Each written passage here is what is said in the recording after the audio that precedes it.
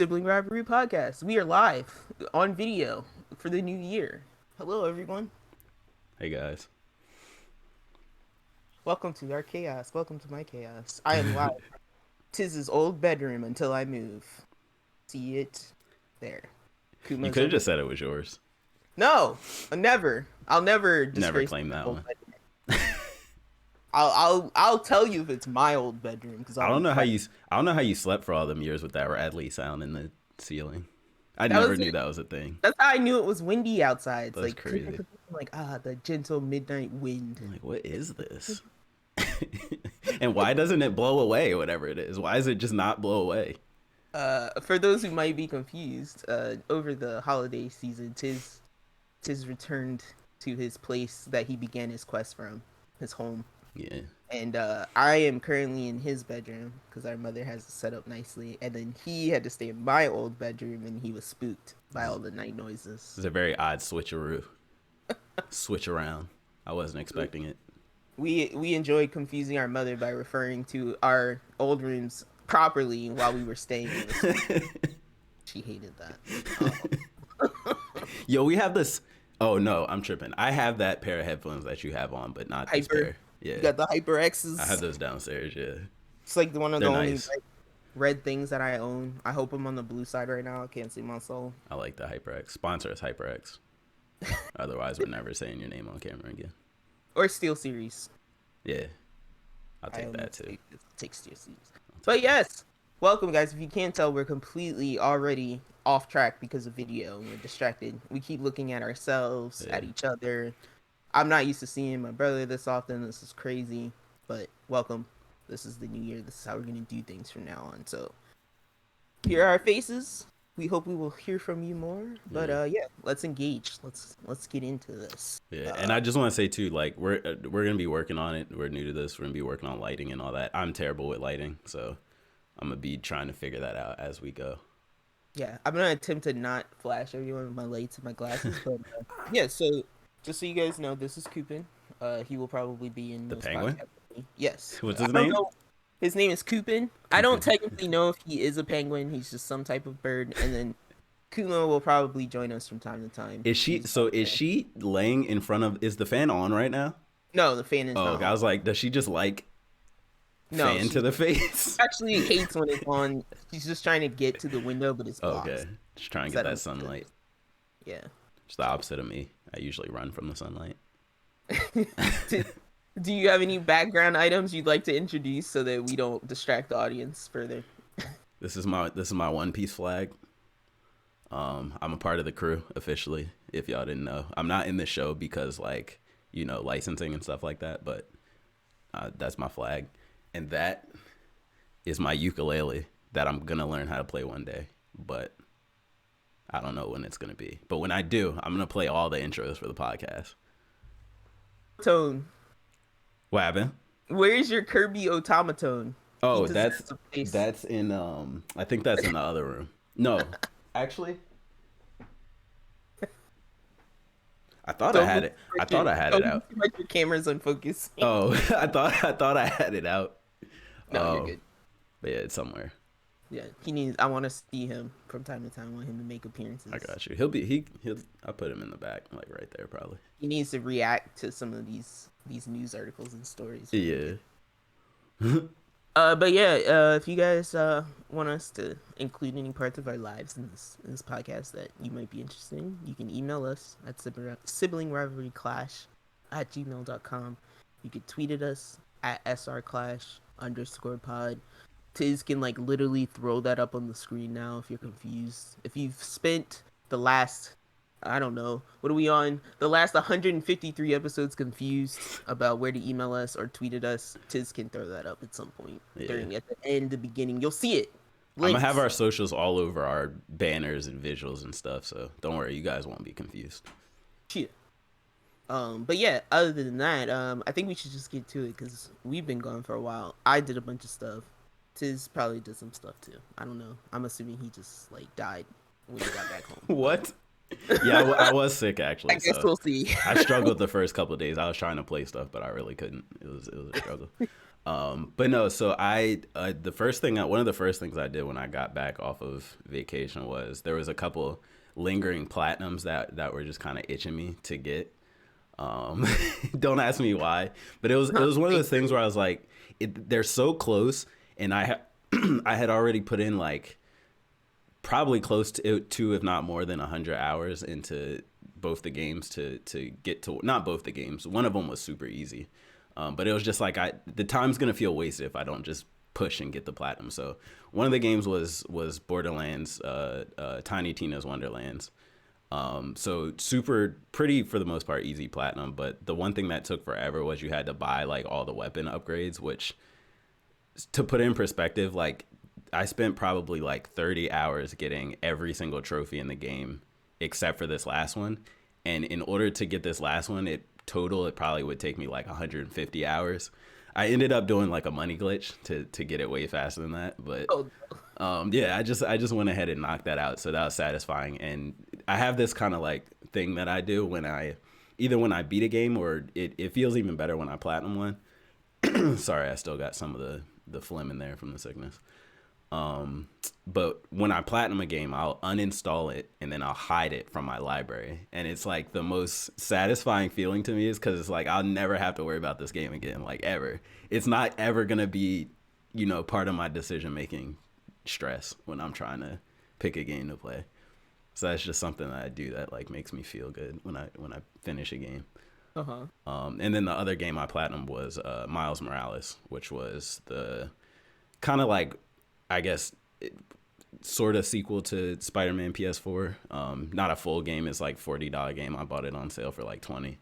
Okay. But it was just super fun to run around the world. It had a bunch of collectibles, but they're all clearly marked for you, so you didn't have to. It wasn't ever frustrating. Like I kind of hate in games where there's collectibles, but it's just like just find them. Just find them by looking in every nook and cranny. Like I don't have time for that, so. I just kind of, they're on the map already for you. So I was just like, might as well just swing around and pick these up. So got that platinum, uninstalled that game, hid that game forever. Never got to look at it again. Is that weird? It's not, it is and it isn't, because I'm like that with books, not game. Books, I'm like, close the book, chuck it, I'm done with it. Never go back to it. On the shelf, never open it again, because I know it's going to happen. Yeah. That's one thing, like, how much I rewatch stuff. I never reread books. Yeah. And I get super bored. Because I'm trying to imagine it now, because I already don't really read books at all. So I'm just thinking, like, trying to reread a book, that's gotta be tough.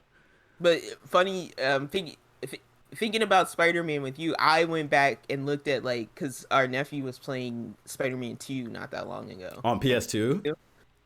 And I remember how awesome that game was at the time and how much time I just wanted to live in that game. And now when you look at it, that game did not age well. Yeah. It did not age well. But you still give it props for the swinging. But yeah, I'm like, I don't want to spend any more time on this mission.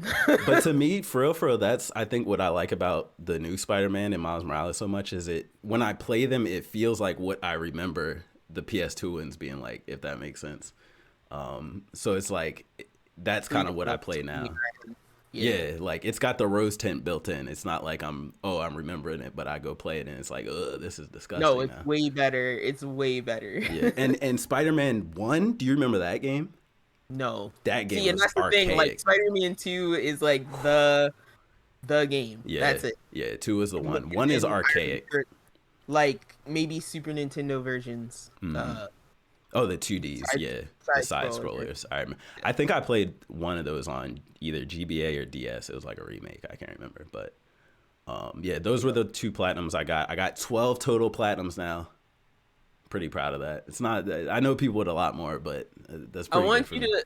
I want you to have like a stupid picture where you're like falling into 12 platinums, or like you're like it's like your Super Bowl picture. That'll be the thumbnail.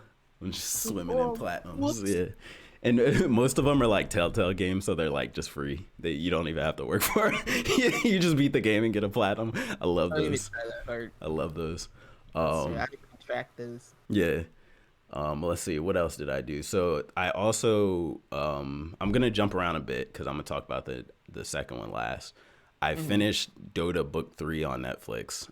So the series is, it seems to me like it's done now. Okay. So the ending to me felt like one of those endings where it's like, it Was could continue. Go ahead. sorry to interrupt. Was Dota the one with the elves? All the elves. Yes. And the elf god, the I purple glowy remember why elf I god. stopped. Yeah. Yeah. They'd be like, "Oh, we found a flower. Let's have an orgy." Oh, we Yeah. found. Let's have an orgy. And I'm like, "All Yeah. right, I don't know about this." And so I found myself comparing the show to Arcane a lot, the League of Legends, obviously because Dota, League of Legends, the games are direct competitors, so it just makes sense for me to compare the shows. Arcane blows this show out of the water. Not to say this show is bad, but the main thing that I didn't like about and don't I enjoyed the show overall. It was cool. It was fine. Would I recommend it to anybody? Probably not really. The main thing about it was I feel like you needed way too much knowledge of the Dota universe to understand the characters and what's happening. Like I had to look stuff up like all the time because they throw so much vocabulary. They're like the accursed red and blue stones, and they never explain what it is in the show. They just say, oh, it's a bad thing, the world's ending, the mad moon. They say stuff like that, and you're like, what is that? They don't explain any of that either. There's random characters that pop up for like an episode never seen again, but they're game references, so only people who play the games notice that. Whereas Arcane, I feel like you don't have to know a single thing about the game at all because the story is so self-contained, and they do a good job of introducing the characters to you to where they're not like, they don't have to be video game characters, you know what I mean? They could just be characters of this show, even though they are references from the game. They're separate enough, and they give you enough information in the show to where you can follow what's going on. Whereas Dota was like all over the place. And then, not to really spoil, but towards the end, they started going crazy with time travel and billions of universes and stuff like that. So they did that whole thing. But that's on top of the game lore and not understanding things, so you can kind of imagine it gets kind of confusing. So that was kind of my main issue with Dota.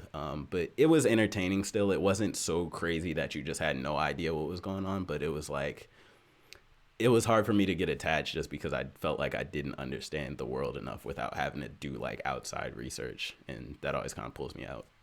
I would say, do you like also? Because in my mind, I compare it more to like Dragon's Dogma or Castlevania or now Cyberpunk is one too. Like, do you compare it to any of those? I don't compare anything, I guess, to Arcane because I feel like that's something different, and maybe that's just because of like the animation is different. I think they just did it so well that that's why it feels different. You know what I mean? Like they did a good job of making it standalone. And if I were to this had not having watched any of those. Yeah. If I were to rank like all of them, you saw Dragon's Dogma, didn't you? I did see Dragon's Dogma. I would probably put this like this much higher than Dragon's Dogma. And then I would put was it Castlevania's like up here somewhere. And then I got Arcane and Castlevania like around the same realm. Okay.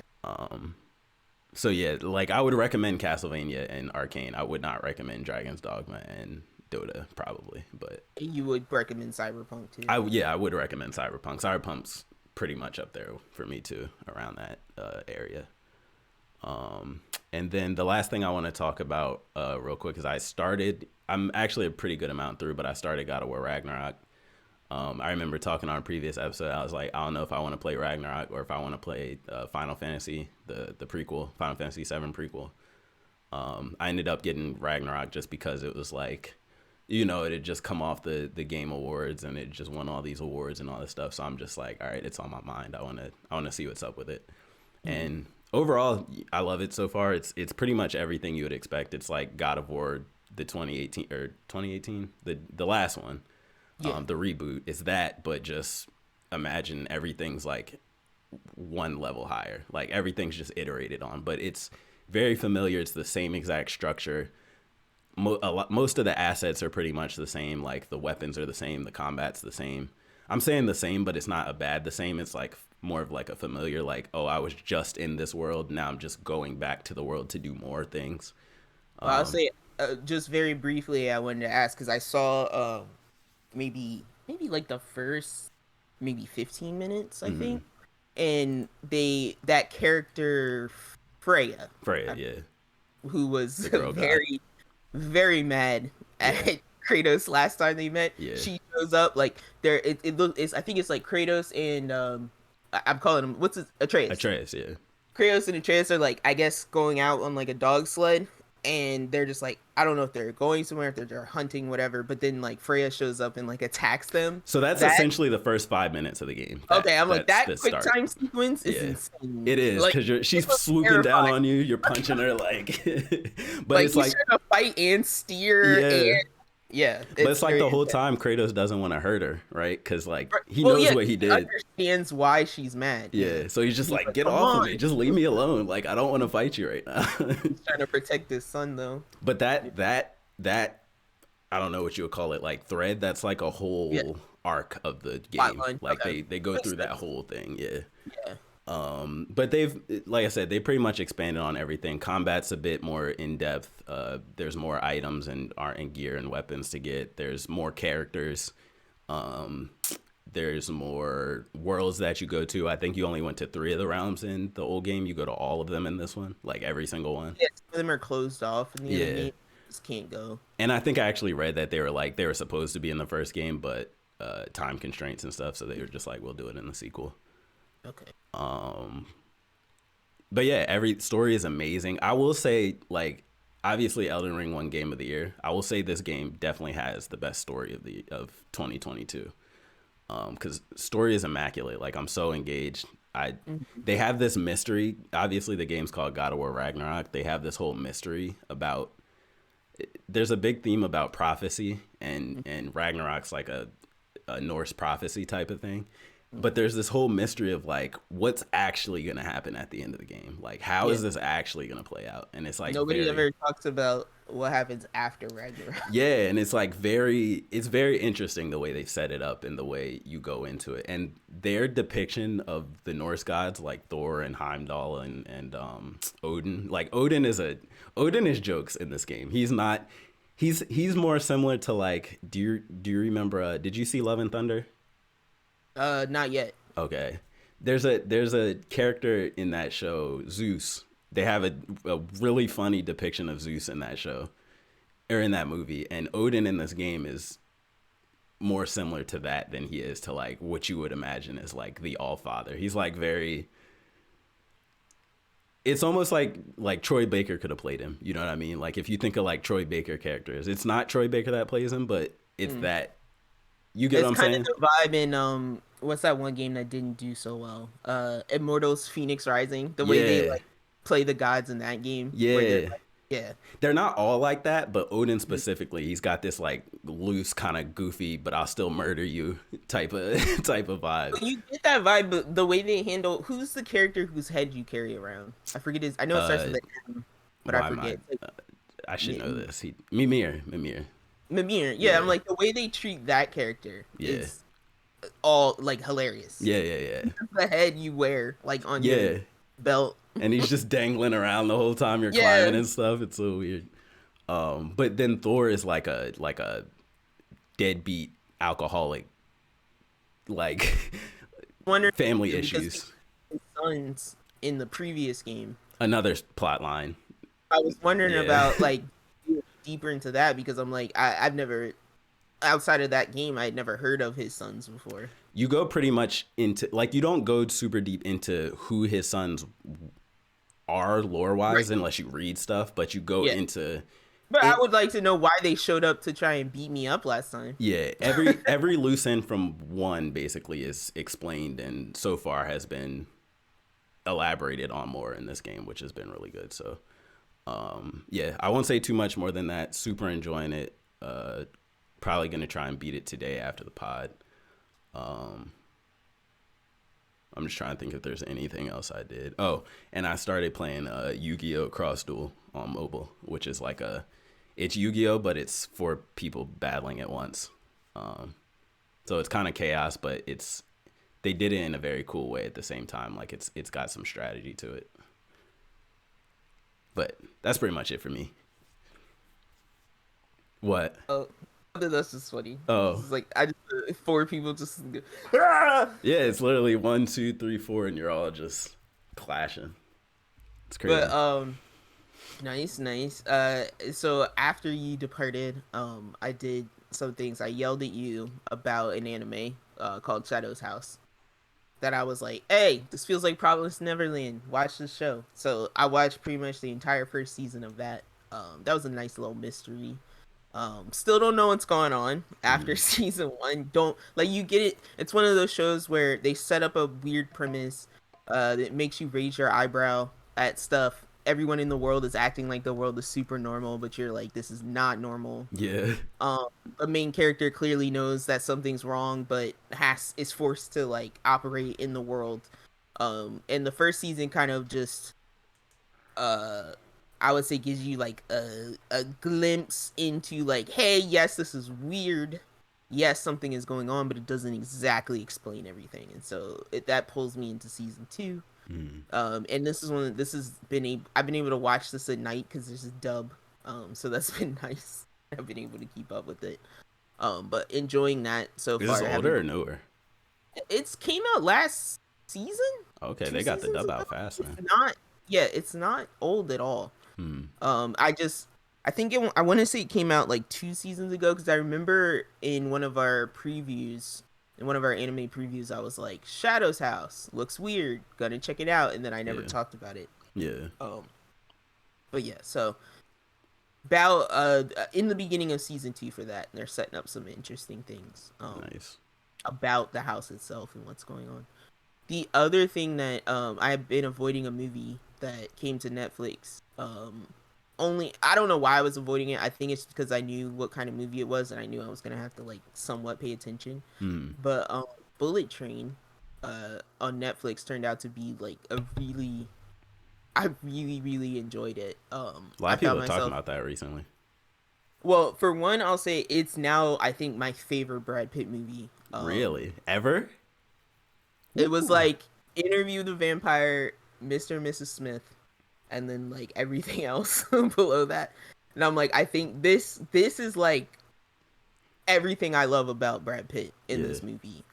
He plays it's like if you don't know anything about this movie, it's like it takes place on a bullet train in Japan. And I think they're traveling to like various stops on this train, but there are basically like 5 assassins that have come together on this train, and like they're not all aware of each other. It's just kind of like a coincidence of circumstances type thing. But Brad Pitt's character is like, I don't want to say he's a reluctant assassin. He's not really even an assassin. Like one of his things throughout the movie is that he's like, I only do like what's he call it? He's like, I only do like snatch and grabs. He's like, I don't do the violent stuff. He's like, I only do kidnappings. Like all he's there is for like a briefcase. He's like, all he's supposed to do is find this briefcase on the train and then be gone.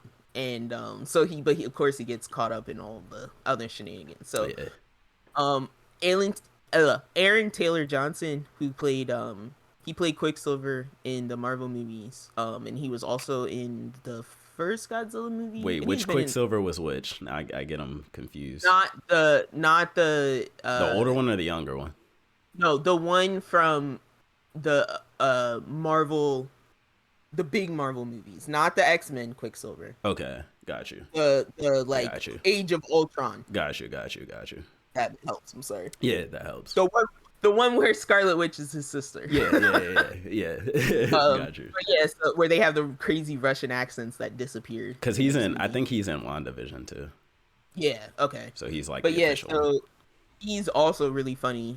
He's another favorite actor of mine that he plays it's like him in, I don't know the black guy's name, but I've seen this black guy in a couple other movies. But they're twins. It's like him and he's a skinny white guy and it's like this chubby black guy, and their code names are like Lemon and Tangerine. Yeah. And it's like a whole bit because everyone always switches their code names, and he's like, no, I'm Lemon, he's Clementine, and he's like, Clementine. Like, I'm a hybrid. I can mash with other citruses. I fit in well. It's like a whole thing. It's so he goes into this whole bit, and they like argue all the time about like one thing I really loved about there goes Kim. probably gonna have It's to time open to the door for explore. it.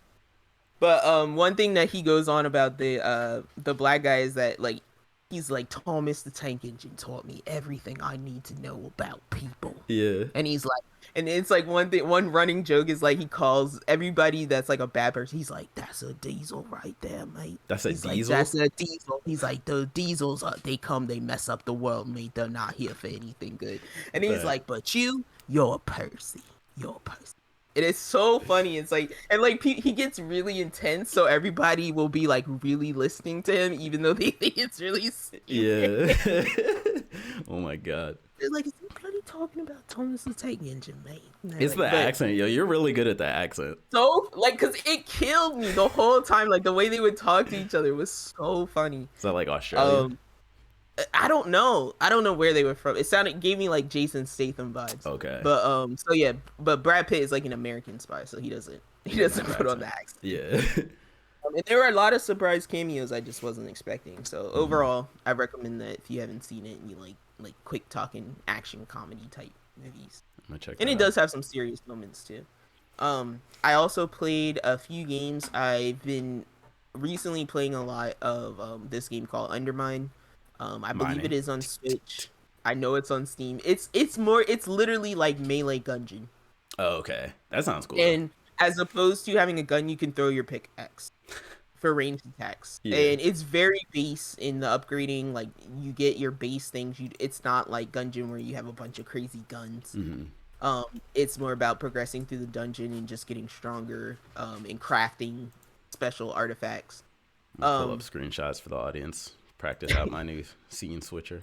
But yeah, so been playing. Undermine's great for like roguelike type sensations, needing those. The other like the game, art style. Yeah, it's a nice pixel game.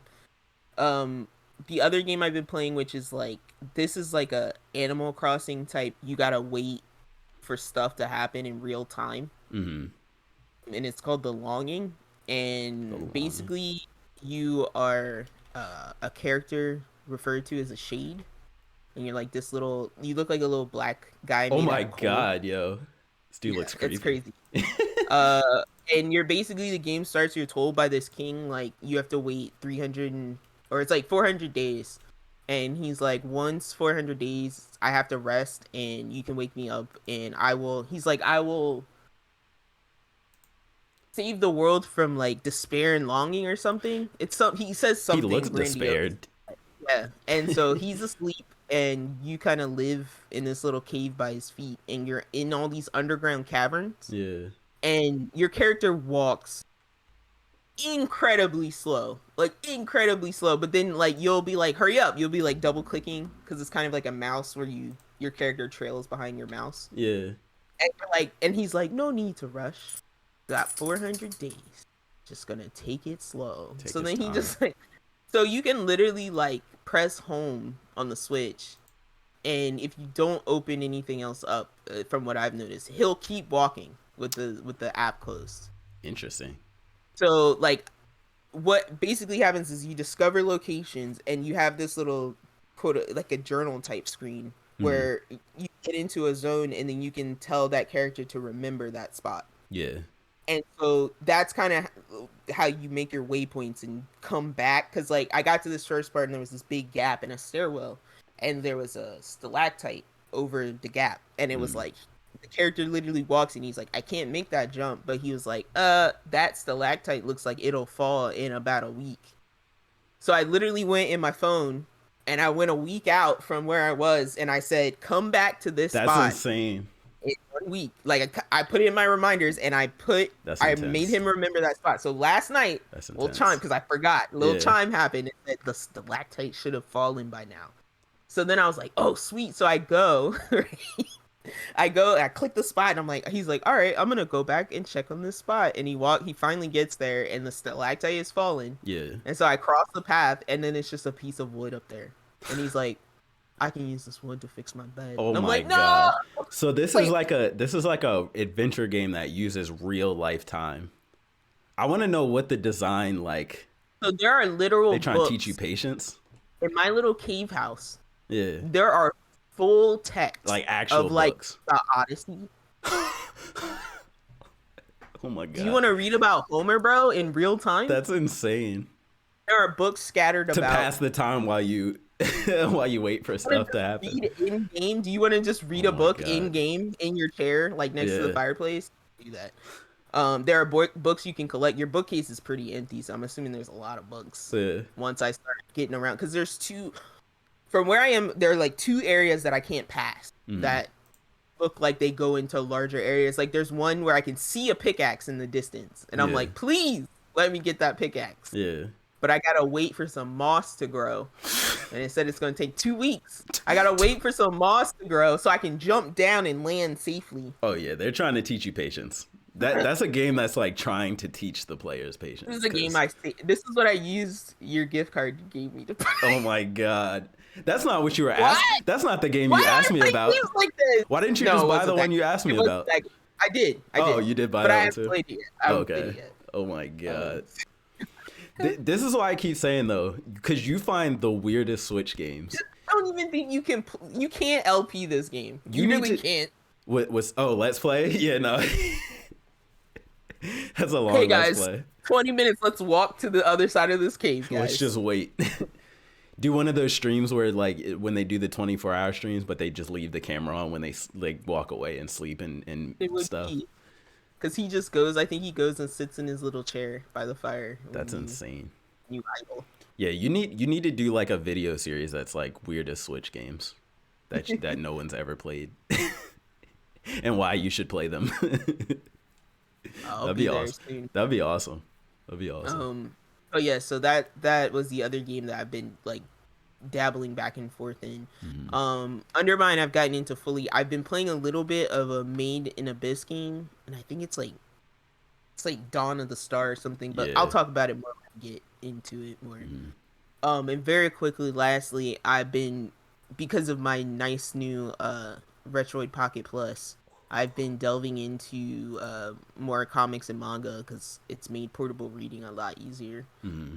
So I basically have read all of Chainsaw Man that is out, and not going to say anything about that, just that it's cool, and I can't wait to see them animate it. Can you say like how far ahead do you think it is than the show? Based on, I guess, the pacing of the first season and stuff. Just a guess. It doesn't have to be perfect. Well, let's see. I was saying they were doing it felt like 3 chapters an episode. Okay. So I want to say they stopped off in like the 30s. And 30s of chapters? Yeah, and it goes all the way up. They're in like the 90s right so now. Probably like 2 more seasons. It's probably like 2 seasons ahead if they stay with 12 episode seasons. But that's why I told you, like, a lot of the chapters were just fights. Yeah. Yeah. So they do that very quickly. Those will probably go. I hope they don't though. I hope they drag the fights. Not drag them out, but I hope they give us a lot of cool change on the animation. They have plenty to go from. Yeah. Plenty. Just like that. It's funny because the way you guys tormented me about like my disdain for tattoos. Yeah. There is some art in these chapters that I'm like, I would like contemplate getting a tattoo of this art. Really? I like it that. It's pretty hype. If you see some cool art that's you don't think is too spoilers, send it to me because I want to. I can't, because you know why? Because all the art are the devils, so it's just spoilers and you want to see like the reveal of the devil to me. But they're cool is kind designs. They do really cool. Okay, yeah. So I really like that. That last was it the Future Devil? Was that his actual name? The one that Aki got. I like his design. It's really cool. Furry tree body and his antler face with the 3 eyes. Like, yeah, he's creepy looking. He's creepy looking. So yeah, that I've read that, and then I'm reading a manga. A comic right now by Image Comics called Stillwater. And it's basically very quickly. It's just about this guy gets summoned to this town, saying like his grandmother died, and he has some money to collect. And he goes with his friend, and they find out that like inside the boundaries of this town, people can't die or be injured. That sounds familiar. So like. he's like in town and he looks up and there's like these kids playing on a building, and one of the kids pushes the other kid off the building and he just lands in the street like splat, and nobody moves. Everybody's just like, oh, okay. Oh my And god. his friend like freaks out. He's like, oh my god, somebody 911. They're like freaking out. Everybody else is just like, Like who whatever. cares? And like, so they bring the kid to the doctor's office, and then the kid just like hops off the table and like runs out, and they're just like, leave it alone. So Yeah. and then they get like arrested, and after that, and then a bunch of stuff happens. But yeah, they find out that like people don't die or age, and it's funny because when you read the tagline for this, it's like people don't die, or it's like dying isn't the worst thing in Stillwater. And it's like, yeah, because they literally bury people as punishment. Alive. Holy crap. Yeah, they're like, Yeah. you get the ground for 2 weeks. Oh, Could you imagine? That's yeah. You can't die, but you can feel pain. Did we talk about that on here? I don't even know if that was you I was talking to about, but that I was like, that's literally why when I die in real life, I want to be cremated, because I just don't even want to take the chance that if I'm in that box, that there's any consciousness of mine left in that box.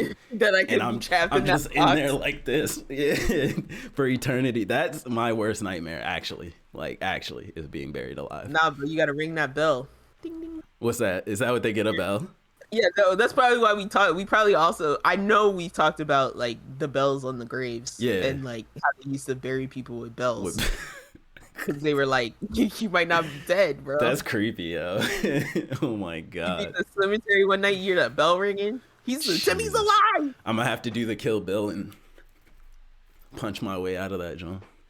So yeah, it's I've gotten through like the first kind of story, and you kind of get to learn why he got the letter to come back, and it's very interesting. But I don't want to spoil. I might tell Tiz later because I think it's pretty cool. But yeah, that's all I've done, and Word. Whoops. Quick, all I've done of interest. quick. Yeah. Sorry. Quick side note. What is your light that you're using on warm right now, or is it? No, I just have a very pink face. I actually put it on cold. Okay. I actually have bluer lights. In No, my because I face like right the now. way your looks. I'm looking at the recording. I'm like, I hate the way mine looks. Mine is Get so. some sun. Get some sun. It's because it's cloudy outside. Usually, like, there's a window in front of me, and usually it's if it's sunny, then I'll get the sunlight is amazing. The natural sunlight for the camera is amazing, but it's like white outside because it's cloudy, and then I have a white light on me, and I just look gray, and my walls are gray. So I'm like, I'm struggling over here. That's just so you know, our grandmother repetitively tells Tiz that he's pale and needs the sun. Like every single time she sees him, she says that. All There it constantly, is. constantly. She said it to me, like, just looked away. And I was she's like, the really? reason my skin is this light. Oh, Literally. yeah, that's very true. Her father was white or mixed, one or the other. One or the other. But we don't know. Let's get into the news. Let's do it.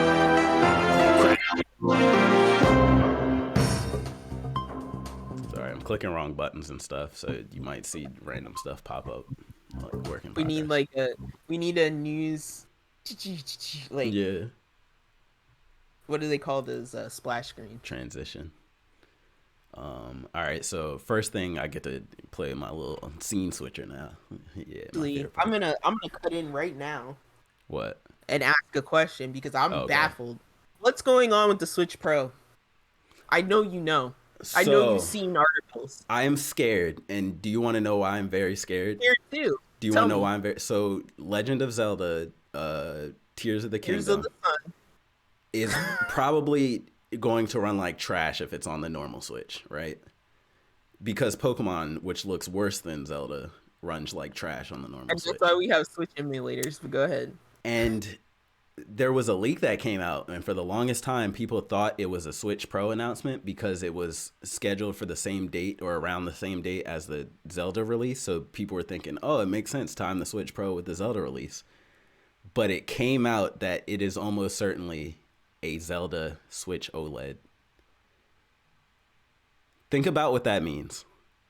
They're producing a brand new Zelda Switch OLED to sell with the brand new Zelda game. What does that mean to you? Means we're not getting a Switch Pro. Ever. Or for Because the I next saw- year or longer. Like I saw we're moving on to the next gen. I saw that too. That's what I saw. And that brings so many questions to my head, because I'm like, you cannot make another Nintendo console that is not backwards compatible with my eShop library. If a Nintendo console comes out, I'm telling you this right now, and is not compatible, you don't think it'll be like a PS4, PS5, PS3, PS4 type transition? it better be. But it's Nintendo, and they're the same company that went from mini CDs on the GameCube to regular size CDs on the Wii to cartridges on the Switch. It makes me a little less worried. You got a full the like one of the next biggest competitors like that haven't already failed at the handheld game. Vita means life. Sorry about that. Who? Oh, Vita. Were you about to say Vita? Yeah. Death. Was that PS Muerte? Muerte? Is that what they should call it? The Sony like PS Muerte. So, handheld means death. That thing is dead. But you've got like what I'm essentially trying to say is like Steam, like people are trying to copy you now. Like the Steam Deck is the Switch. Let's be honest. It's a Switch that does what we want the Switch to do. Mm-hmm. So that's why I'm like, even if they go to the next generation, how could it not be a Switch? Because this is the best form factor they've ever had. This is the most popular console they've ever had. All of that. And this is the best eShop library they've ever had too. Like, it's the most convertible. Yeah. It's very accessible. Yeah. Like, I don't see you've killed your handheld. You've sunsetted it completely. 3DS is completely sunsetted. Mm-hmm. So, yeah, I don't see them I definitely don't see them going back to a TV only stationary. They can't. Console. They can't. Unless they fully invest in VR. Which they haven't even started doing that, so I don't see that. Is that the next iteration of the Switch? Is like a mobile VR?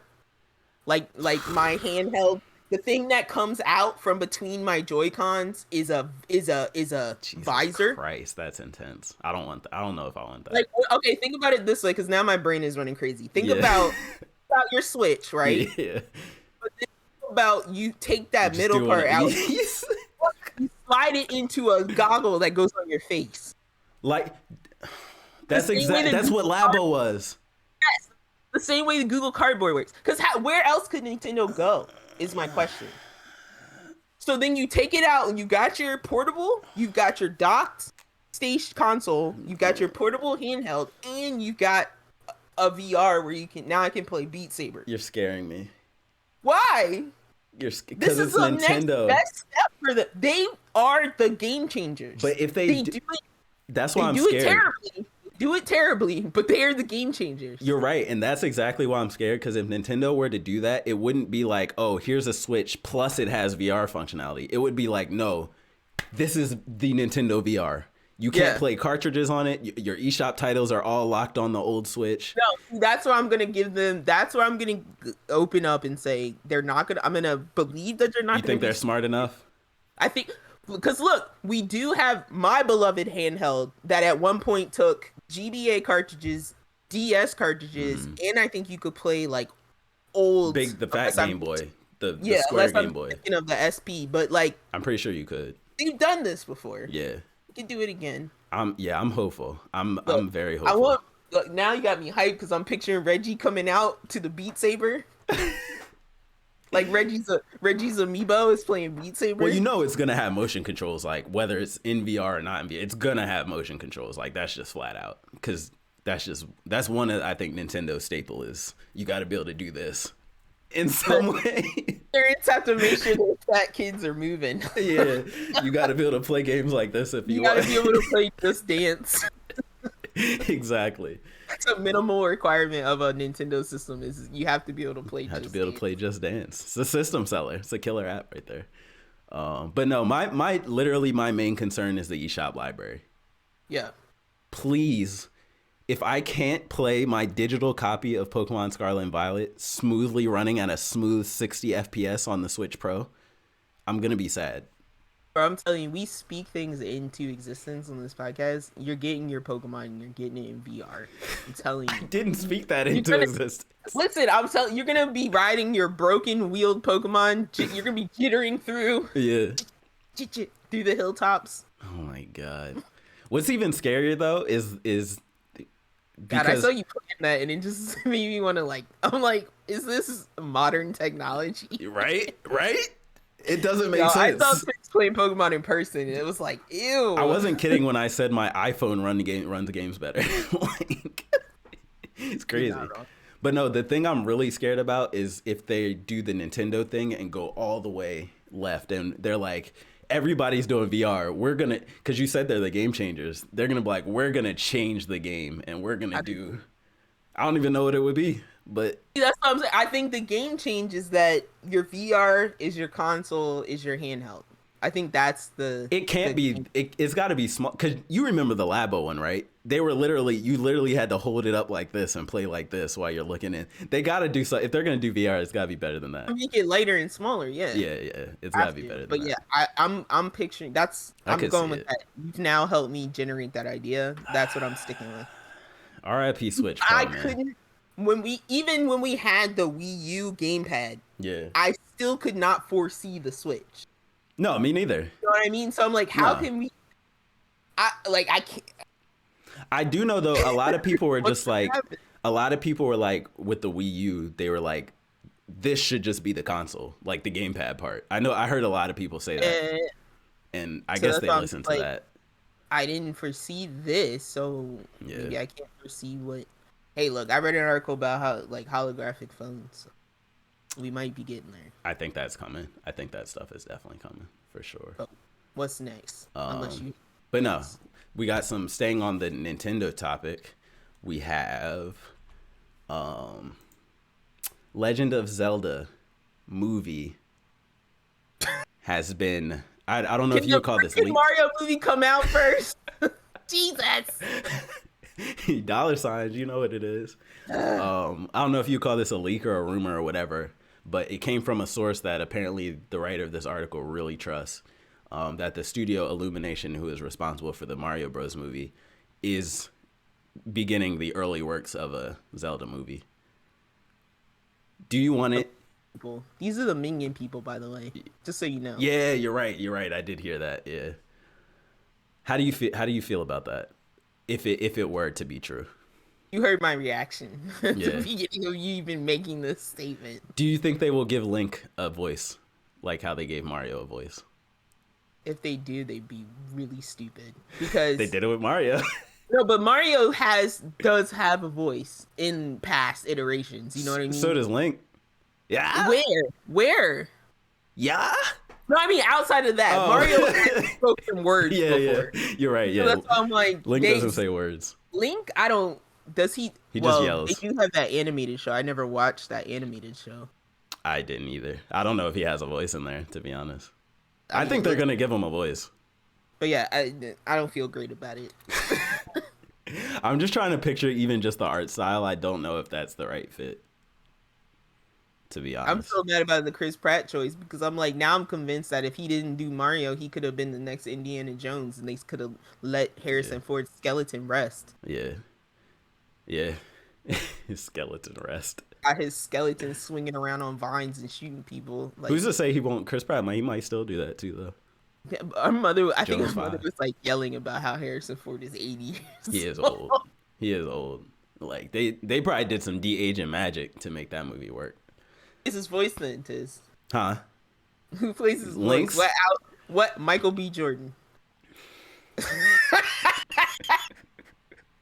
Look, I would have never picked Chris Pratt for Mario, so I wouldn't either. Michael B. Jordan is Link. I wouldn't even know, like, because Mario's Italian at least. I don't even know what Link would be. Like, what ethnicity would Link be? To Mesopotamian. Yeah, like I have no idea. I don't know what an elf old Hylian world sounds European. like. Yeah, like I could see that actually. I could see the old like Game of Thrones styled English. But I'm trying to think. There's a black guy that has like a white guy voice, and I'm like trying to remember who it is. I'm like, he can be like. Yeah, they could. I feel like they should. If they do a Zelda movie, it should be in like the style of like the new Link's Awakening. Like the little like toy characters, and they should just be like hopping around doing cute stuff. Like, oh look, it says now here. and this is perfect because the person mentioning it is someone I like. It says one solution could have already been suggested from an unexpected source. Actor I never know how to say his name. Gatan Matarazzo. Gaten Matarazzo, better known as Dustin on Stranger Things. Dusty. It says recently talked about hoping not only to eventually see an animated The Legend of Zelda, but that the studio would make the film setting a vocally silent world. Matarazzo's vision had the movie? Hold on, Matarazzo's vision had the film's visual and musical score doing most of the heavy lifting. I guess that could work. He is in the world of showbiz. Yeah. And even he knows that Link is not supposed to talk. Shouldn't be talking, yeah. I don't understand, yeah.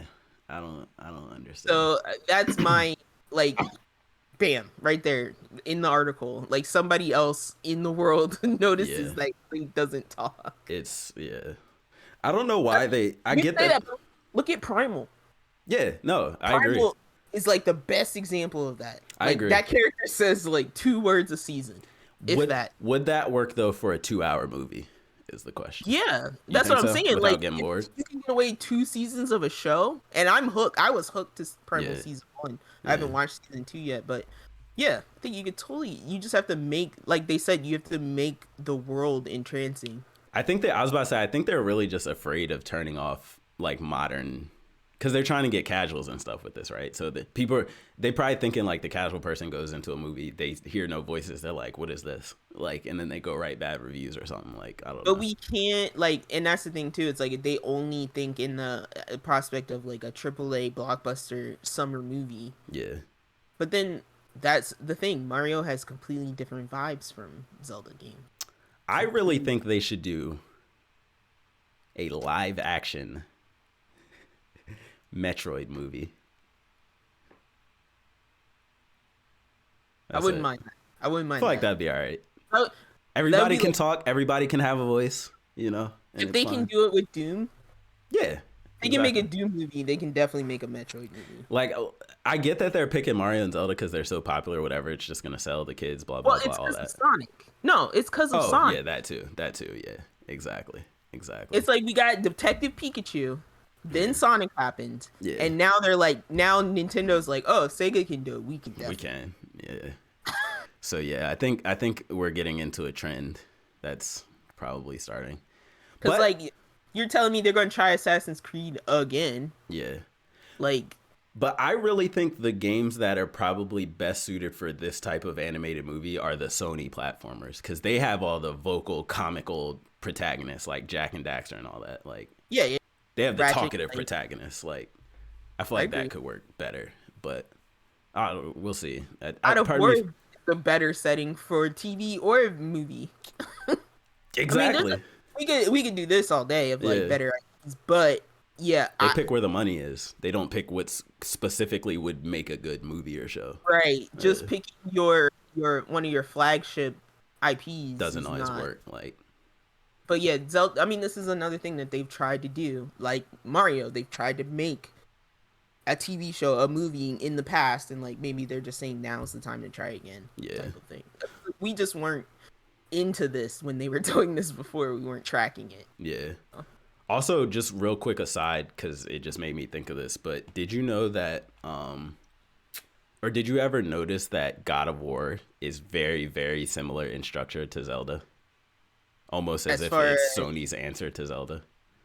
As far as like game progression and stuff? Yeah, like the puzzles to combat, the type of puzzles, the way you encounter chests with upgrades in them. It's very Zelda-y. Yeah, see that. But I guess I think of it in the same way that most games that it's like a grandfather type situation. Yeah. I think of it like that. Yeah. But I'm just... that's why in that Phoenix Immortals game, like, this is a Zelda game.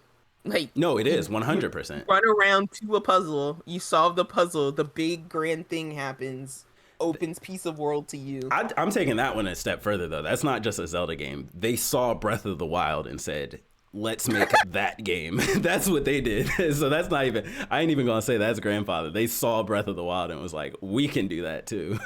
I was just trying to think of like a game I played where I was just like, this is this other game.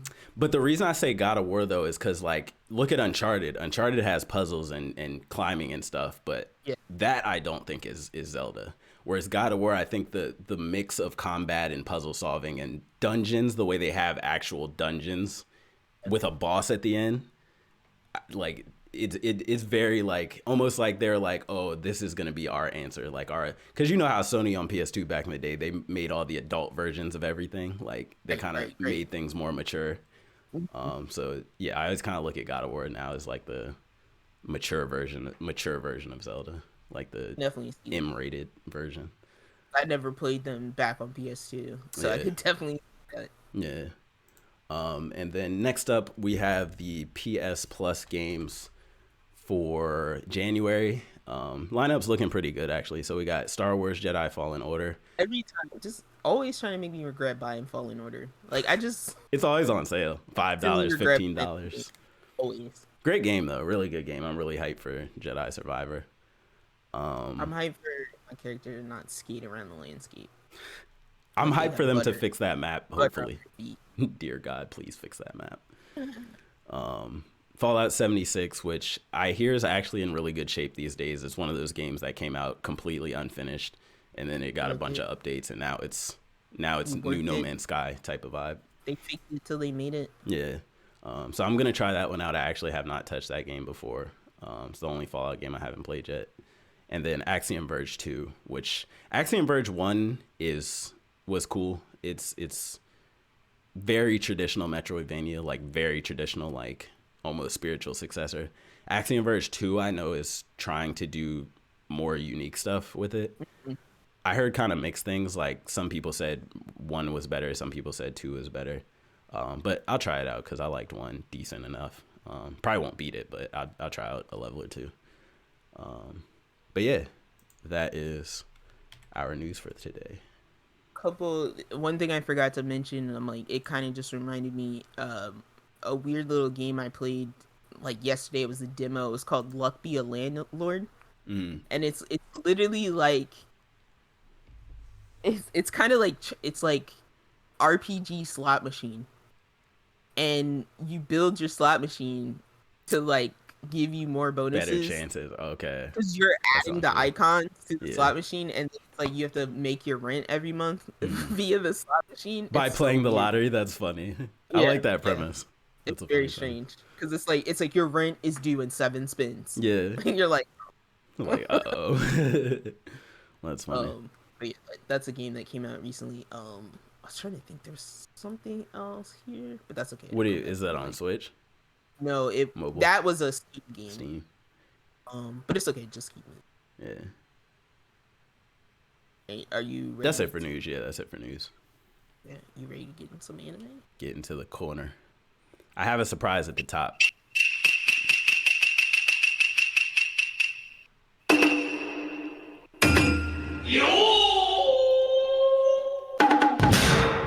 Oh, okay. Finally, Tiz can reveal the thing he's been. So, I watched the entirety of a show in the last couple weeks. Can you guess what it is? I'll give you one guess. Can you give me Just take a guess. No. Oh, I have no idea. What would it be a surprise? It's not just a random show. It's a show that would be a surprise to you. On one of the shows on hold? You'll be happy about it. Brain is just say a show. You would. It's something. Like pick a star in the universe. You would be happy that I watched it. I have no idea. Just Golden Kamuy? No, the show is Summertime Rendering. I watched the entire show. I would not expect you to have watched that. See? No, I would have never guessed that. I would never guess that. I found the entire dub was complete. That's way too like close to like it's too recent. Yeah. I would never guess. I don't know why it was on my mind. I think because of I'm sure Dota probably played a part of it because of the time travel in that. Something else I did had time travel in it too, or played or watched had time travel in it. So I was like, let me hop in it. And I saw that the dub was finished. Nice. So I watched the whole dub. Very interesting show. Very, very good show. I enjoyed it a lot. probably about like 3/4 of the way through, the show completely like switched to almost like a different genre of show and became like a full-on action show, which I wasn't expecting, but it was cool. The show has a lot of time mechanics. That's the whole premise of the show. They do get kind of weird sometimes, where it's like, does that really work that way? I don't know. I'll give it the benefit of the doubt because of the show. Yeah, I like the concept of the shadows. I thought they were really creepy. It's the mystery that's probably the biggest thing for me that kind of kept me going the whole way through. It was the mystery was so like intense that I'm just like, yo, what is happening on this island? But not in a confused way, in like a, I need to know what the characters are also trying to understand. Like, so I'm just like at next episode, trying to figure out it's so hard who's to, like, behind stop. what. And then even like towards the very end, I don't know if we want to spoil here or not because we are in Anime Corner, but towards the end, there was like another flip where it's like, this isn't the real villain. This is actually the real villain. And this is his plan. And I do think the main evil dude's plan was kind of generic. It was like I just want to take over I just want to rule everything type of vibe. Or I just want to destroy everything. It was something along those lines. Like Kokoku vibes in that way. Yeah. But yeah, I like the tone. I like the themes. I like that they didn't overuse the main character's ability of being able to go back and redo time. Like, it wasn't like every time he got comfortable, they would handicap him. Yeah. And I think that's the whole time I'm in my head, I'm comparing the show to ReZero, and I was gonna come on here and tell you that this is what I wanted from ReZero. Like, this is just a better version of ReZero. ReZero, I think, way overused the restarting thing. Like, it was like every episode he would restart like 5 times in the same episode. So I think maybe that played a part of me getting tired of that story. Whereas this, they do it once, all right, a couple episodes pass, they do it again. A couple episodes pass, they do it again. Then towards the end, when he gets more comfortable with it, he starts doing it a little bit more often, but it's still not like, oh, get out of jail, I'm just going to kill myself whenever just to escape. There was like an actual limit to the power where he couldn't. It was like if he used it too much, the time that he was going back to would pass him. So he couldn't go back to a time that was before him. It was kind of complicated, but it makes sense if you watch it. Because they had that big metaphor of like the edge. Yeah. Time, the cliff. Behind. Yeah. He's always got that at his back. I had to actually like pause it when they were explaining it, and I was like, if he goes back, but if the day doesn't go long enough, but he goes back, like, I was really trying to. He goes too far forward. Yeah. He can't go back a certain amount of time. Yeah. Like, he kept pushing his checkpoint forward. Further, yeah. That's what it was, basically. It was like a checkpoint.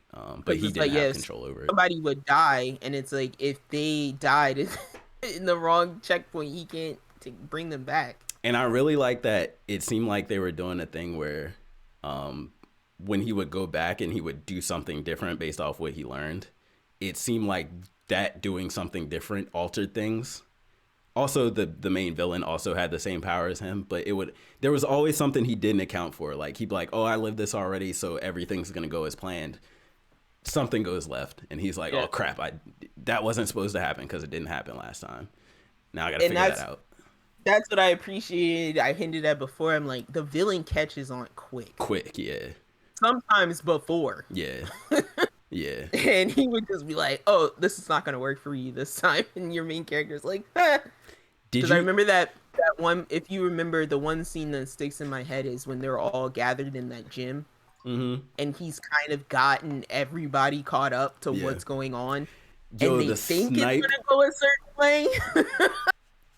And then it's just like, bam, you're reset. And he's like, that was crazy. Because it was out of nowhere. That was crazy. Because he was talking, and then you as the viewer, the screen just goes black, and you're like, he did not. That's crazy. And he's like waking up on the reset, and you're like, they were so confident too in that gym. He just gave a speech like, yeah, we're gonna get him, we're gonna win this time. Gone. And I was like, that's crazy. So yeah. And then the whole like magic ghost thing, I appreciated like that extras, because it's kind of like sometimes it's like you have one genre going on and you don't like Yeah. to intermix genres, and I like that it's like, no, we have magic ghosts in Yeah. there too. They have different, and then they threw in like action. They threw in like the ghost story is like slightly detective at one point. Like But the shadows don't necessarily understand how their powers work either, Yeah. 100%. So that's kind of like where the magic ghost comes from. I'm gonna say one thing I didn't like, and this is a spoiler. I don't think I need to preface spoilers really, but you saw the whole thing, right? So I didn't necessarily like when they actually explained where the shadows came from, and it was just an alien from space. I was like, y'all could have thought of something more. There's been a lot of aliens that crash land and then I liked it better than it just being an urban legend though. Yeah, true. I was really hoping they were gonna explain it. Going with like the urban legend, I like that they wrapped up the like, how did he even get a future eyeball? In the first. Like I appreciated them like it going back and explaining how he even started looping in the first place. Because my issue with the aliens is just that one of the questions I had watching the whole time was, okay, I get the shadows, what they are shadows, this is how they work, but why does this one shadow have random time travel powers? And their explanation is because alien. But that's it. He's not just because alien. And I'm just like, all right, that doesn't really answer my question there. But I can usually put stuff like that out of my mind in anime. I'm like, given how much they thought about the other stuff, it's like, I give them a pass on that. It's not like Assassination Classroom, where it's like this whole thing is like built up about killing this dude and then make him all super strong, and then we don't even get to kill the dude. That was angering. I know. I'm never not gonna be curious about that, guys. Just so you know, my friend gonna be mad at show. Assassination Classroom for the rest of my life, most likely. Yeah, and I what was I about to say? Dang. Oh, I liked to have. There's something that I think this is in common with most time travel shows, at least that do the mechanics this way, is I always have this, even though this show had a happy ending, I always have this feeling of like, yo, but you had to sacrifice like 100 worlds with real living people. These are not the same. They're the same people, but they're not the same people. You know what I'm saying? So all those people you were trying to save that actually died, they actually died.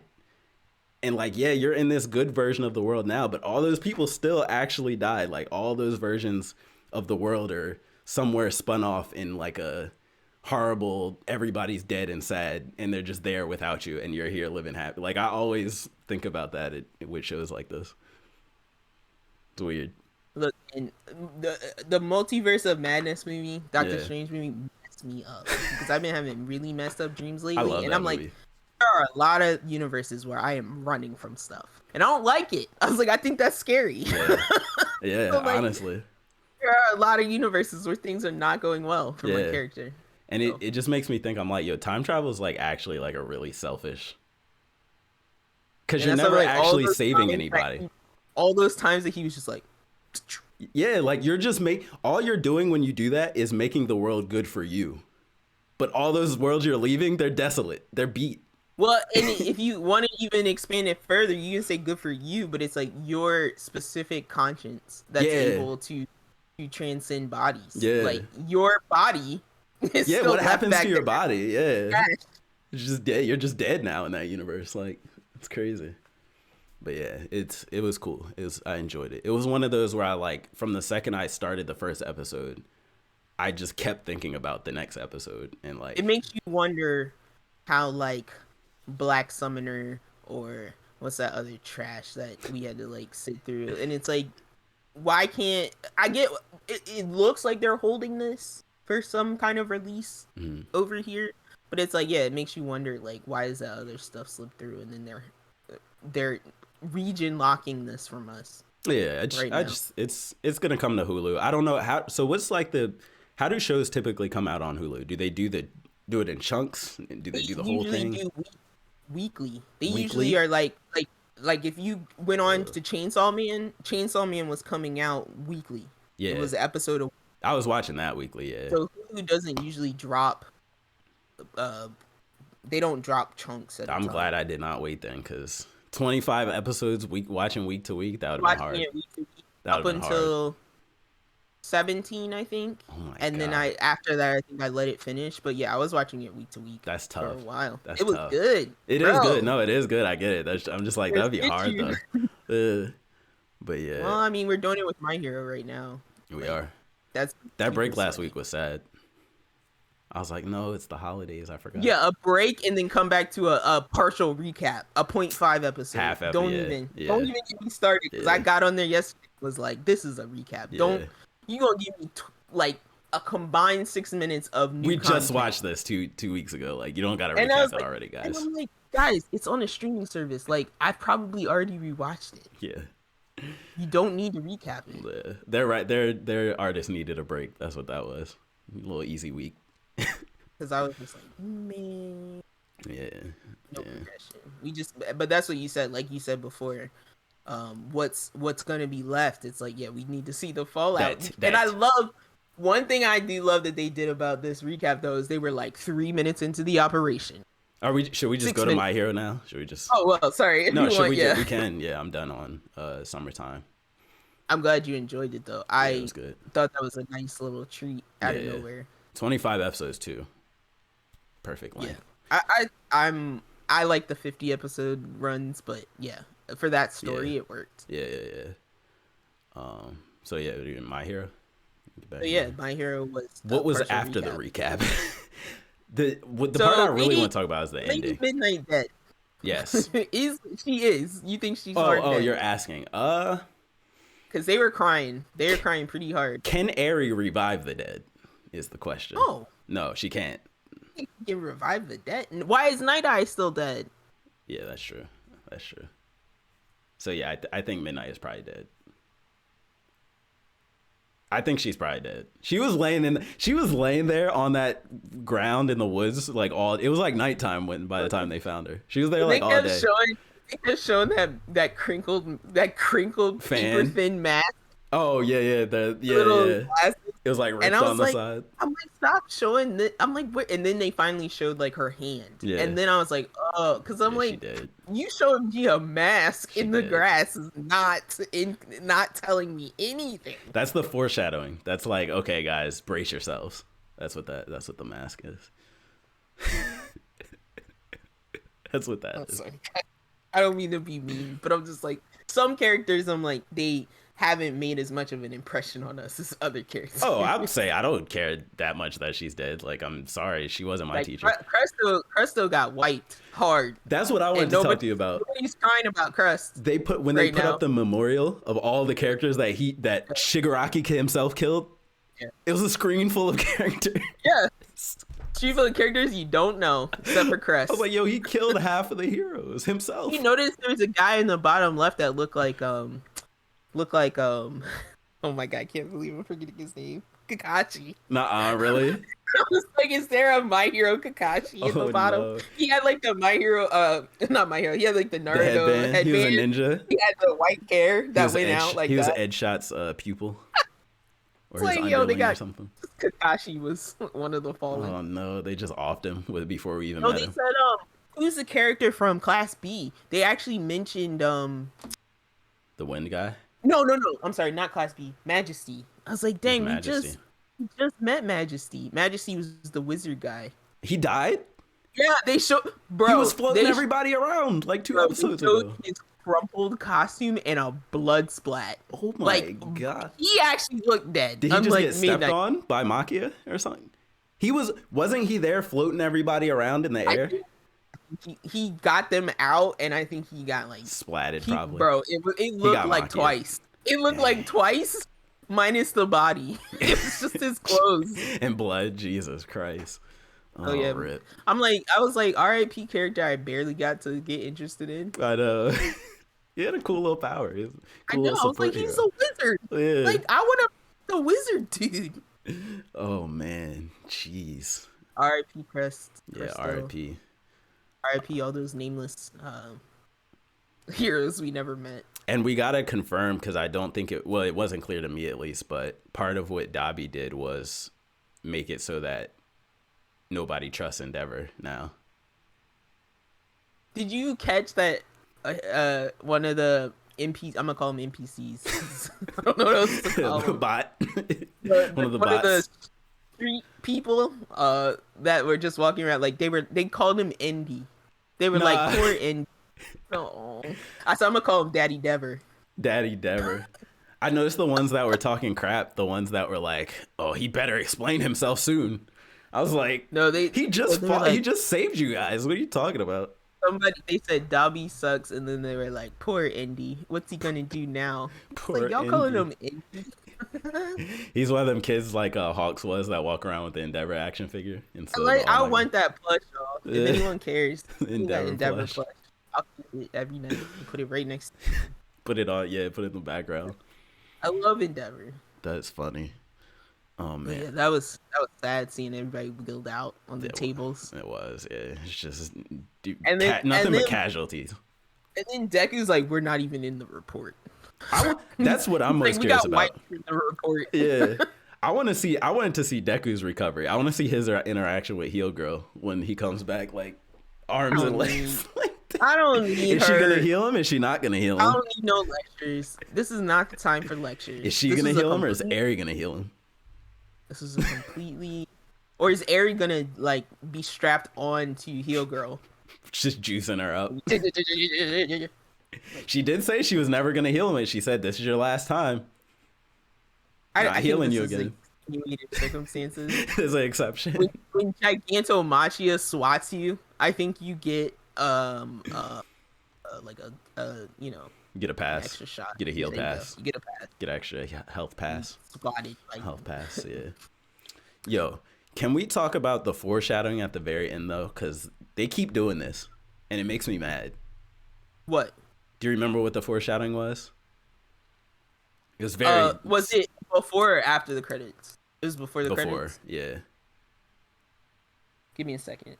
Give me a hint, because I'm Ofa, flashing or Afo. Oh yeah. Well, that's what I was gonna ask you about. That's what I want to talk about. So here's my thing too, because this is right. I literally laughed out loud when they said this. When they were like, "Oh, Shigaraki was dead, and that jolt of electricity should not have brought him back. Should not have been enough to bring him back to life." And they were like, "So and so." Fair enough. Exodus didn't even feel it. That's how weak of electricity. Fair enough. Was. Bail him out. He was dead, but his dreams, his hatred, and hatred brought him back. Yeah. Like, all right, that's anime. a villain. Yeah. Say he was dead. His hatred, and it wasn't the electricity that brought him back. No. It was his hatred and his rage. Yeah. So, I guess my question then becomes: so is Shigaraki actually dead, or is he now just a puppet corpse for All for One? Afo. I think neither. But I think what the end setup was a very interesting thing of like Afo actually never cared about this kid. He just wanted his body. He's body snatching. Yeah. And so now the dynamic is going to be him trying to take over Shigaraki's body while Shigaraki's we're going to see a lot more of that little black-haired kid. I'm wondering, my question is Shigaraki in there still? That little black-haired kid. Does he have any agency inside of that body? Yeah. No agency. Definitely no agency. Well, let me clarify. Agency. Let me clarify. When we enter that magical mind space where all the people from One for All are visible, is Shigaraki there? Is my question. Let me clarify, because I want to differentiate between white hair Shigaraki and black hair Shigaraki. Tenko. No, is that his name? Was his name Tenko, or was that I think was that Red Hawk? I think it was Tenko. Or Hawk. Oh, maybe not. I don't know. You remember? I don't remember. Go ahead. But I think black hair Shigaraki has now been awakened in a sense. He's deep down though. He has no agency. The one who wanted to be a hero with his sister? Yeah. Or the one who hated his father? The other one, the hero one. Okay. That's who Deku keeps talking about saving now. Who he looks like he wanted to be saved. That's who Deku's talking about. White hair Shigaraki is still gonna have agency, but now he's gonna be fighting with All for One over the body. That's what I think is gonna happen. All for One's gonna be constantly like, "Hey, do this," and Shigaraki's gonna be like, "No, it's my body." Because I felt like the disintegration the disintegration of I keep forgetting her name, but his grandmother, who was also All Might's sensei. Yeah, the other All for One, or One for All. Yeah. Yeah, the float girl. The one who came before All Might. Yeah. The dishwasher I feel like gloves. when they showed her reaching for him and her disintegrating, I felt like that was the end of black-haired Shigaraki. Whereas white-haired, and they were showing us like now he's fully a villain. Yeah. He only identifies as a villain, and he lives off of the hatred for his people like his father. I agree with you because I don't think black-haired Shigaraki is going to be able to be saved.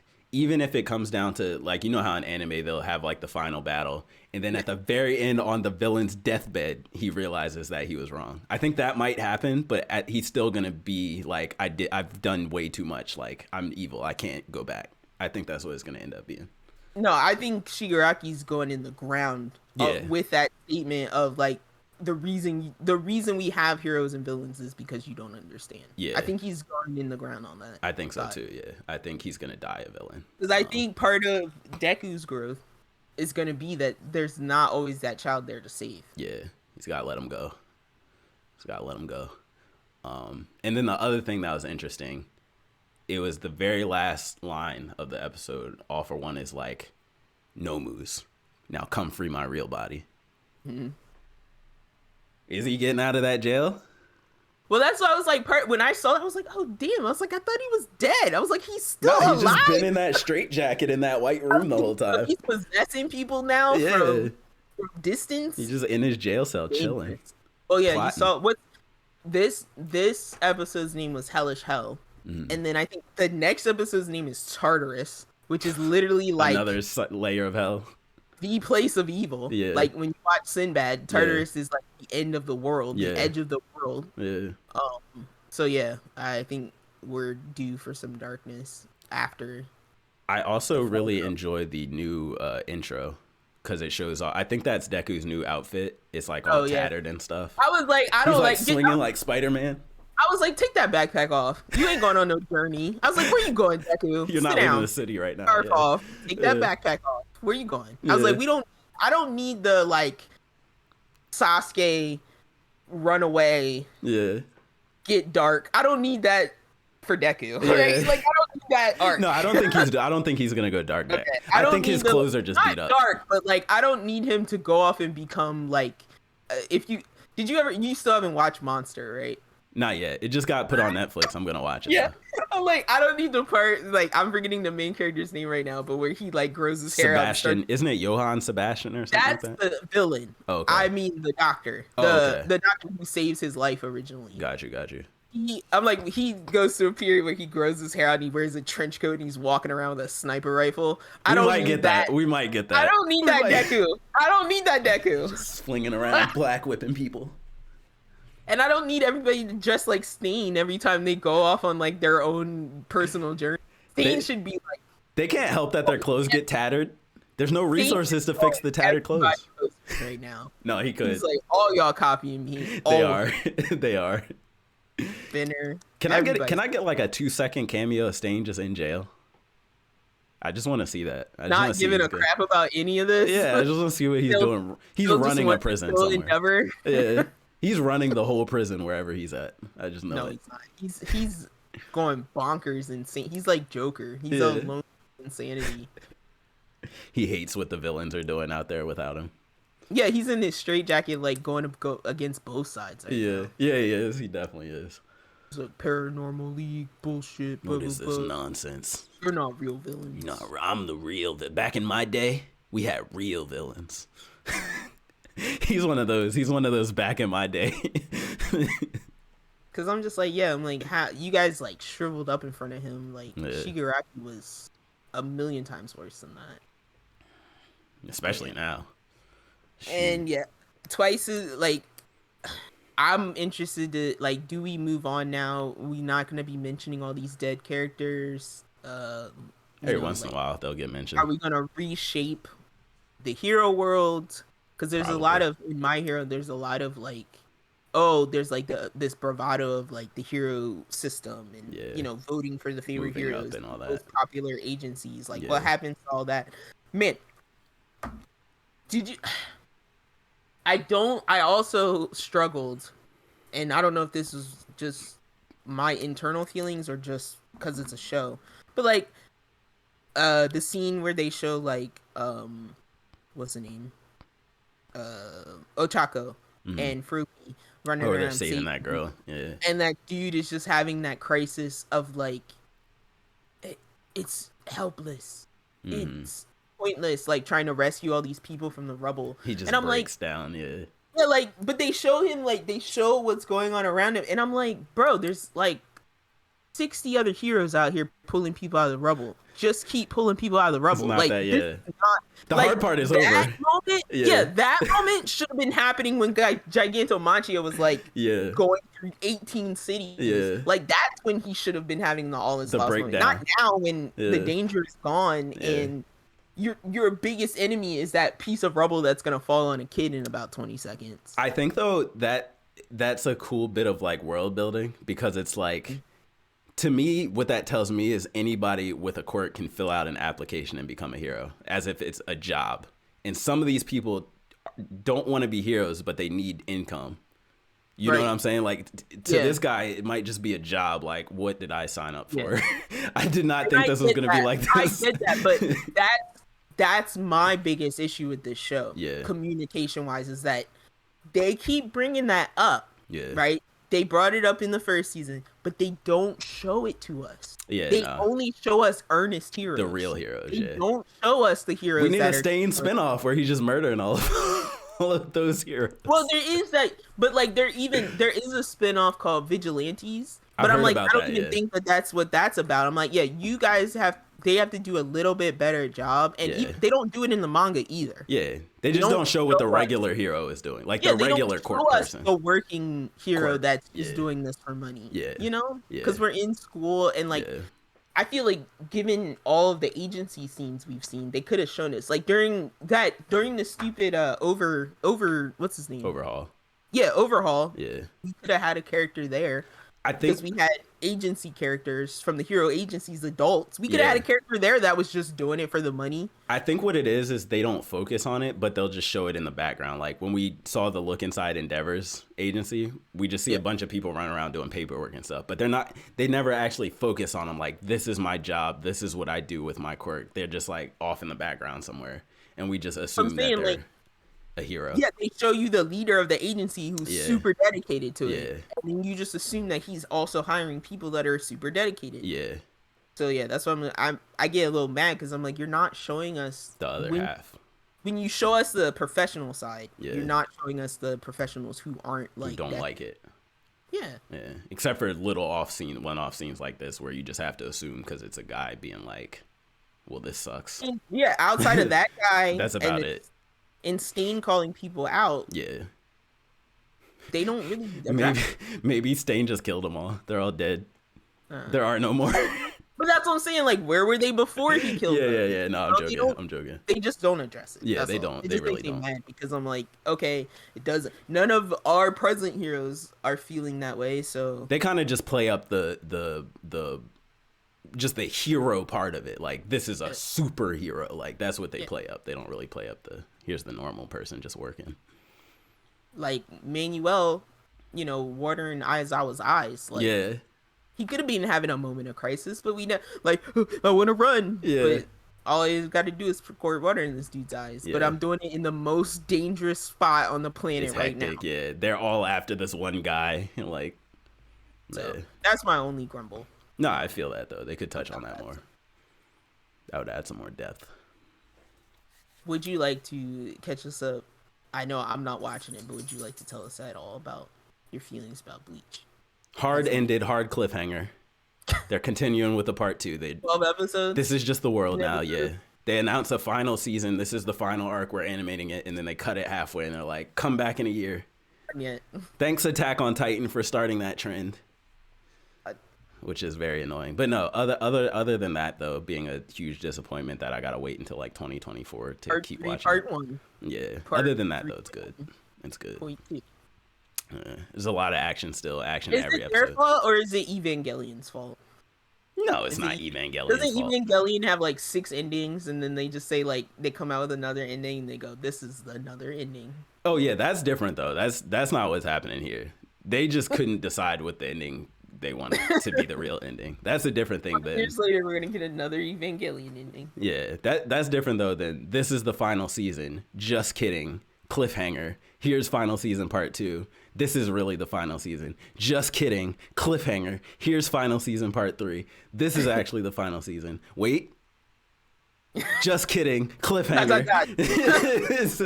So I think Bleach is probably going to be broken up into like 4 parts, if I had to guess. Annoyingly. But that's it. Do you want to talk about Chainsaw Man? It ended. Yeah. It's Also a sad cliffhanger. Not as bad of a cliffhanger though, but pretty weak. Yeah, I would say like pretty weak as for a cliffhanger. Like pretty non-suspect. yeah. I'm actually kind of forgetting I'm actually forgetting if the episode where he killed the sword, not killed the sword dude, but he fought the sword. Maybe he did kill the sword. He did kill the sword dude. Was that the episode before last? They don't really die. Yeah. I think it was the same episode. Okay, it's so that like, was the last episode. They have Chainsaw Man has this weird pattern of like first half of the episode will be nothing, second half will be action with a cliffhanger. First half of the next episode will be action, and then the second half will be quiet. Yeah. They kind of spread it out that way. So it's like, yeah, it's like the first half was the end of that fight, and then the second half was like the follow-up to like going after those devils. I do like how much they gave us in this episode because they introduced us to a bunch more of the, I don't know, were they chapter 4, what they call them? Unit 4? I forget what the name is. Division 4. Fourth division? Yeah, fourth division. They introduced all of the rest of those characters, which I was like, oh, that's who they're working with. So it was cool that we got little brief intros of them, all the weird devils, yeah, their weird powers. So that gives me something to look forward to be interested in. They gave us, I think, another hint about Makima, where she was on the phone with the, I guess, higher level director dude. I forget exactly what they're talking about. Oh, they found the gun devil. That's what it was. They have enough pieces to, the chunk is moving towards the main body, and they said it was in America? They didn't say. I think it cuts off when they say where it is. Yeah, so that was what the hard cliffhanger was. It's like, we know where the gun devil is. We're going to go off looking for him. That's kind of really the main things that happened. And we get a bonding moment between, I guess, Denji and Aki, where they're just kicking this dude in the nuts. That was pretty funny. It was pretty funny. But yeah, I think that's the gist. I really like Himeno's like her last kind of words, which this is like that easy revenge. Yeah, I didn't quite get what was that a reference to? I think she was saying like I feel like she was kind of saying like don't take the big grandiose way of, because she was always, remember how she was always trying to get him out. Yeah, and I think she's saying like take the easy path and like this is my devil. Yeah, like that they took over, right? Yeah, the multi-hand ghost thing. And so she's like, you know how it works, cheat it. Yeah, I think that's like she was just saying like easy revenge. Yeah, that makes sense. Because it was like it's like when he was like, we're gonna kick this dude in the nuts, and then like he was like, I'm not doing that. I don't really care to do that. It doesn't. It just purpose. Yeah, and then he's like, but Himeno would have enjoyed this. Yeah, take it where you can get it. Don't, because I was gonna let the system serve the justice. Yeah, it's like, no, take your revenge. But because now it kind of feels like, I do think now it kind of feels like he's almost living on for Himeno in a way. Like he's 100% now kind of adopting some of the things, like the fact that he's smoking cigarettes more and all that stuff. Like he's kind of adopting the things that she was always telling him to like loosen up and all this stuff. And now he's probably going to start actually loosening up and stuff like that. Yeah, because I mean, a lot of those devil hunters at least talk about is like the lack of life they get to live. Yeah. So especially Aki. Well, and then about being like all the really good demon hunters are like not they're humane. They're insane. Yeah, you have to be insane if you want to make it in this business. So I think that's a lot of what she was like keying in on. Yeah. But yeah, I think that was the main, and then the fight obviously between Chainsaw Man and the Sword Devil, which was really cool. Katana. He had that move. He's like, bruh, can we just ban that? The fact that he asked, yo, can we ban that move? That was funny. So can we just agree to not use that? I like Denji's personality in Chainsaw Man mode. Yeah, it gets so crazy because he turns into a lunatic. But yeah, I feel like he has that in him normally. It just doesn't come out. But he's like, I can just rip and tear and rip and tear. And he's like, I love bad guys because no one cries when you kill them. Yeah. Like, he says crazy stuff like that. I love heroes that aren't in it for the heroing. Oh, yeah. Like, I wouldn't call him an anti-hero. Yeah, because he's not doing anything bad. He's just... Definitely not, like... He don't care about saving people. Yeah. Like, it's not really what he cares about. People he doesn't care about saving. Yeah, it's like a couple of female characters that he cares about saving. So I think they set us up, you know, they gave us a nice introduction to the world. Yeah. Denji's kind of motivation generally, the characters, and yeah, I think they did like I keep telling Tiz, like, based on what I've read, like, they've been very loyal to the panels and to the art and to the story, so I don't see unnecessary things being added. I'm gonna go out on the ledge now and say Jujutsu Kaisen Season 1 clears Chainsaw Man Season 1. I love them both, but I'm just gonna say it. It clears it as in it's better than it. Wait, Juju is better than Chainsaw Man, or Season 1? Juju is better. Yeah, still, I'm still maintaining that because I think I said that the first episode. I said the first episode was better, but I'm gonna say that Chainsaw Man feels wacky and personal, and intimate, where Juju feels more like traditional shonen. Yeah. That's why I feel like Juju had more flash and more to show us. Definitely more characters. I like the characters better. Yeah. Whereas this feels.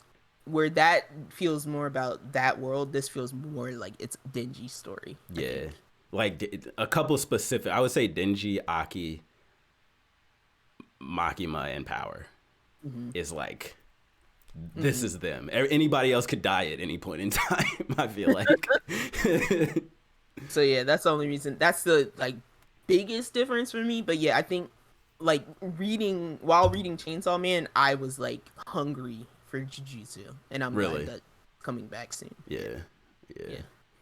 I'm hyped. I definitely the curse technique stuff is like so cool, and the visuals are interesting. The devil designs in this get insane. I believe it. But like Juju is still, to me, they're kind of similar with the monster designs. Like they remind me of each other.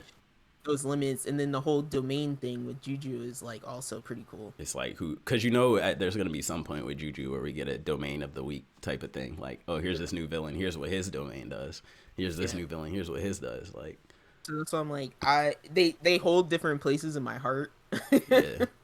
But yeah, I feel you on that. That's not to take anything away from it. I love both, but I like comparing things, so I just had to hard. If I had to weigh them, I'd have to agree with you too. Yeah. I don't have any more updates. We will probably be safe to do the anime for next season next week. Yeah. I'm gonna say one last thing, and I might talk about it more next week. Mob Psycho season 3. I finished it. It's the worst Mob Psycho season. I don't relate to it at all. I'll talk about it more next week. So Mob Psycho season 3 equals One Punch Man season 2? Yes. Man, not hold up. Let me back up. Animation wise, it's still same quality. No. But content wise, that's what I mean. Like it, as far as keeping you engaged. Yeah. Because One Punch Man looks like One Punch Man, but season 2 was hard to watch. Yeah. So I'm not gonna lie though. I noticed the anime. I noticed. Well, the studio but I'm change. like, you know that I'm not that kind of stuff. Yeah, you're not that nitpicky on it. Yeah. But yeah, story wise, I had trouble getting through one.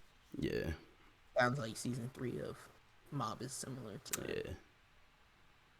Probably for a different reason though, but I'll talk about it. But yeah, so Golden Kamuy got delayed a bit, so that's the only reason I haven't talked about that, because I didn't want to go back till I knew that they were gonna keep dubbing it. Right. And yeah, but yeah, I don't have anything else on that front. But we'll talk about, like we said, next season, which would be what, winter 2023. Yes, right? that'd be winter. Yeah. So we'll talk about anime winter 2023 next episode, and I will most likely be looking. I want to look into Scorn, because now Tiz has made me curious about Scorn. The story is very interesting. It's one of those. I don't even know if I should say it until after.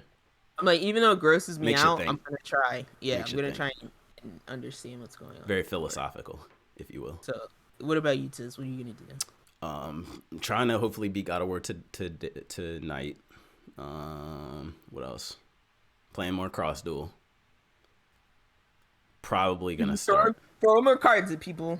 Yeah, I'm probably gonna start Made in Abyss. I'm thinking. I think because I'm hearing a lot about it. Last episode of this season.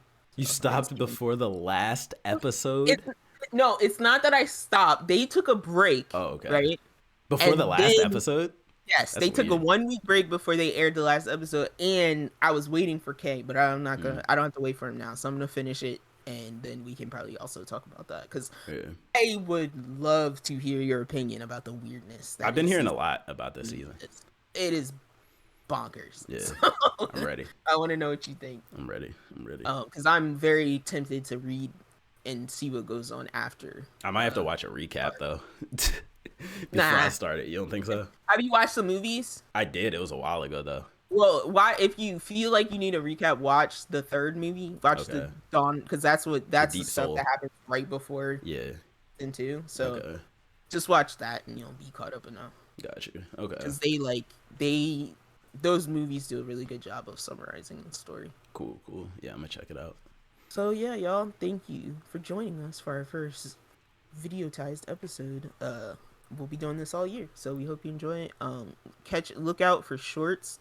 Tiz, you want to introduce the YouTube channel we might have? Yeah, so the YouTube channel, you're not going to be able to find it in searches yet, but if you subscribe to my Yo Tizzler channel or probably Night Hoot the Novice, you'll see a link to it.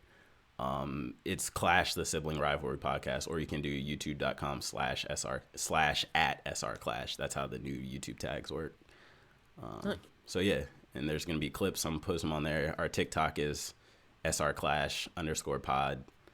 Going to be posting clips there, and obviously our Twitter is the same, SR_Clash_pod. Thank you. So with that being said, like Tiz just said, check out Yo Tizzler on YouTube. Check out Night Who's the Novice. I've posted mostly side quests for Clash podcast. I will try to be doing some original content, but I want to hear about them weird indie games. Look, bro, help me move and get my desk set up, and I promise you I'll get some videos made. I just can't. Every time I'm like about to make a video, I gotta move my whole desk, and it sucks, and I hate it. No, I feel you. Hopefully next time we move, won't have to move again for a while. Yeah, so hopefully in the next couple of months I'll be getting moved and settled, and then we can start churning out that content. But yeah, so check out our YouTube channels, and we're hoping to bring you some fresher content this year. And give me tips about my lighting, like, because I feel like I look weird still, and I don't know how to get it right. They're gonna tell you to go outside and tan for like half an hour. I refuse. I take vitamin D supplements. Can we get some UV bulbs installed over your bed at night, so it'll be like a tanning bed, and then you won't really notice? Sounds unhealthy. It's just Sounds like skin cancer. just to radiate you. That's what that sounds like. Yeah, I don't want that much Come radiation. see Tiz in blackface next week. Whoa!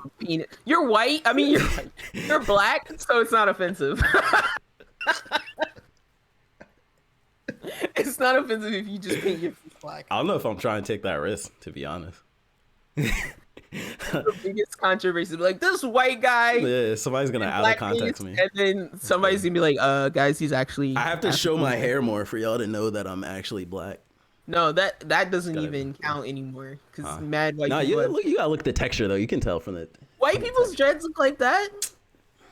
Have you ever seen them? Have you ever seen them in real life? Yeah, I've seen them. I work with somebody who got them. The good ones. The good ones. Oh yeah. Not the ones they just like clump up. Yeah. not the natural. Got to crochet hook them Jones. Oh, that's our cue. Thank you for joining us. We will be back next week. Peace out. Bye.